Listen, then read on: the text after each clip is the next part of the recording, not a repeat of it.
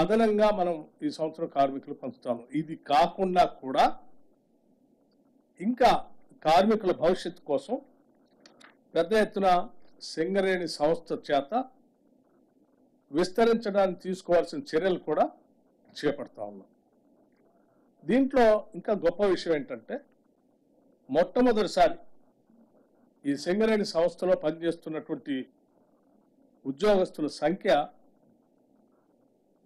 41,837 మంది.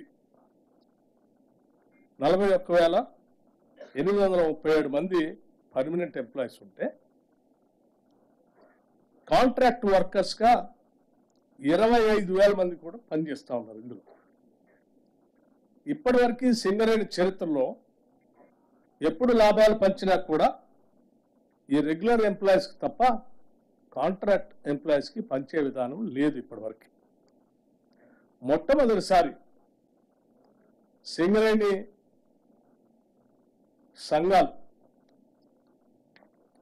Recognise unions, అట్లాగే యాజమాన్యం, రాష్ట్ర ప్రభుత్వం అందరూ కూడా ఆలోచన చేసి ఒక మానవతా దృక్పథంతో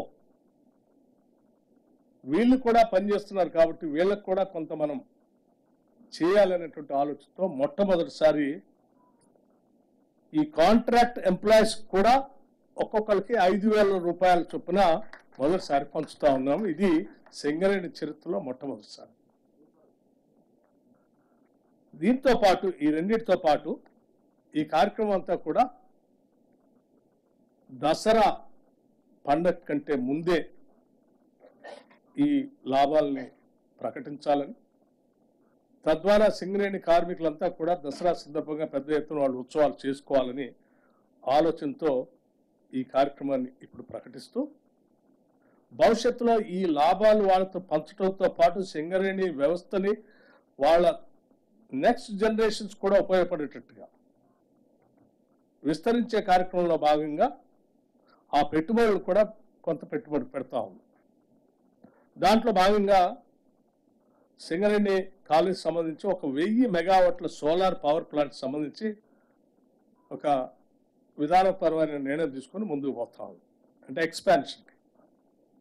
అట్లాగే 500 మెగావాట్ల పంప్ స్టోరేజ్ సంబంధించి రామగుండం అక్కడ ఉన్నటువంటి సింగరేణి కాలేజ్ సంబంధించిన ఆ ప్రాంతంలో ఆ పంప్ స్టోరేజ్ ప్రాజెక్ట్ కూడా పెట్టడం కోసం ముందుకు పోతాము.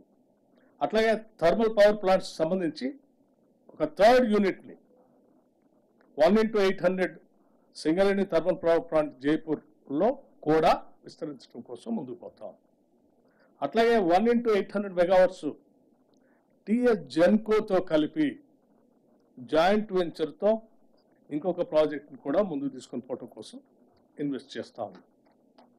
అట్లాగే ఒడిశాలో కూడా అక్కడ మనకు వచ్చినటువంటి సింగరేణి కాలేజ్ సంబంధించినటువంటి బొగ్గు కానీ నైన్కి సంబంధించి దాంతో పాటు అక్కడే పిట్ హెడ్ పవర్ ప్రాజెక్ట్ కూడా పెట్టాలని సింగరేణి కాలేజ్ ఆలోచన, ఇన్వెస్ట్మెంట్ కూడా చేసి ఒడిశాలో అంగుల్ డిస్ట్రిక్ట్లో పెట్టాలని విస్తరించడం కోసం ఆలోచన చేస్తాం.